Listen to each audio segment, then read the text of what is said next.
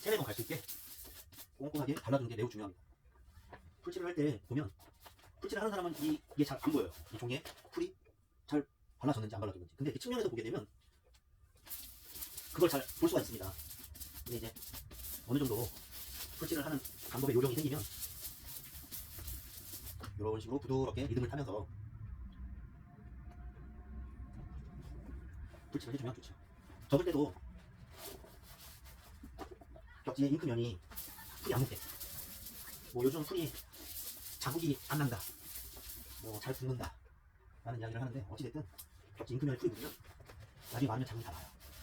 그리고 그 풀이 말리고, 그런 소비자들은 그 풀의 자국을 단순히 풀의 자국으로 보는 게 아니라 먼지로 이해하기 때문에 나중에 작업을 하면서 닦는 건 사실 어려움이 있으니까 접을 때 이렇게 잘 맞대어서 묻히게 되면 시공할 때도 좀 편하더라고요. 붓을 꼿꼿하게 세우는 것보다는 문지를 때 약간 기울여서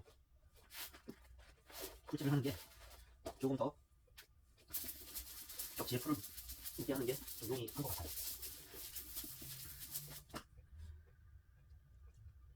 처음에 도배를 배울 때 우리 도배 관장님들이 제가 옆에서 이렇게 보고 있거나 뭔가를 하려고 하면 되게 불편해 하는 모습을 많이 봤어요.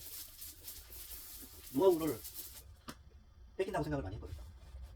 그래서 거의 한 3년에서 4년 정도는 현장을 따라다니면서 옆에 쓰레기도 줍고, 그리고 도시락도 싸가지고 다니면서, 간식 싸가지고 다니면서 기술자분들과 유대관계를 좀 맺으려고 많이 나름 노력을 했고, 사실 처음에는 도배를 배울 생각은 없었어요. 매장을 운영하는 사람 입장에서 또 나름 또 자부심이 좀 있다라고 해서 내가 영어만 잘하면 되지 내가 굳이 이 일을 할 필요가 있어 라고 생각을 했는데, 직접 해보지 않으니까 이 벽지 시공에 대한 과정과 결과에 대한 걸 평가하기가 정말 쉽지가 않더라고요.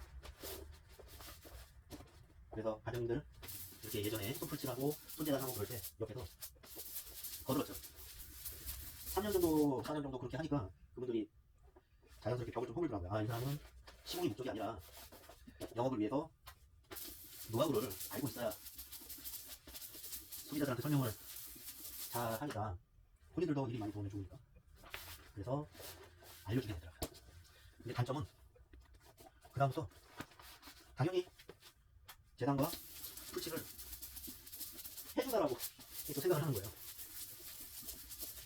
근데 저는 그걸 나쁘게 생각하지 않고 서로 윈윈할 수 있지 않나 하는 그런 생각이 좀 많았어요. 보통 현장에 8시 정도에 도착을 하게 되면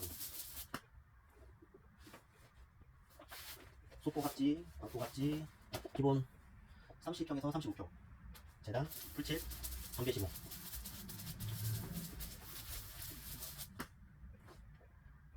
아니면 제법 면적이 많다든가 상황이 여의치 않을 때는 한 사람당 25평 소포같지, 광포같지 이렇게 그 정도는 평균적으로 기술 따르면 할 수 있는 것 같아요. 그렇게 따지면 보통 4평짜리 큰 방, 뭐 그리고 3평짜리 작은 방, 이렇게 방 2개 정도 할 수 있는 양이라고 보면 되죠. 거실하고는 좀 차이가 나죠.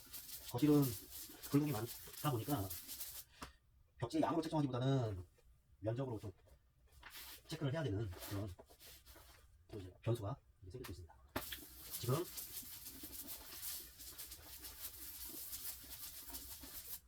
문 상하고 창하 구석은 시공을 했고요. 자, 풀칠을 했고요. 벽입니다. 벽은 좀 접는 방법이 부속하고는 좀 틀리죠. 길이가 차이가 나니까. 보통 3분의 2, 1, 2대 1 형식으로 접는다라고 좀 이해를 하시면 돼요. 그래서 1이라고 표현하는 부분은 치마 부분, 그리고 2라고 표현하는 부분은 상부 부분, 이런 식으로 접는 방법인데, 이렇게 끝선을 일직선으로 맞추는 게 좀 중요하고요. 너무 꽉 누르지 말고, 접히는 부분 너무 꽉 누르지 말고 자연스럽게 이렇게 붙인다라고 생각을 하면서 이렇게 접어주시면 되고요. 그리고 치마 부분, 여기서 또 중요하게 알아야 되는 부분이 이 경계되는 부분 있죠. 여기를 너무 많이 한꺼번에 접었을 때는 풀이 덜 붙는 경우가 있어요. 이런 식으로 하게 되면 위에 상부 부분과 치마 부분, 이렇게 되면 시공할 때 이런 식으로 띄어서 붙이면 돼요. 3분의 2 정도 이렇게 붙이고 이 부분은 풀을 좀 넉넉하게 바른다고 생각하고 경계를 잘 기할게요.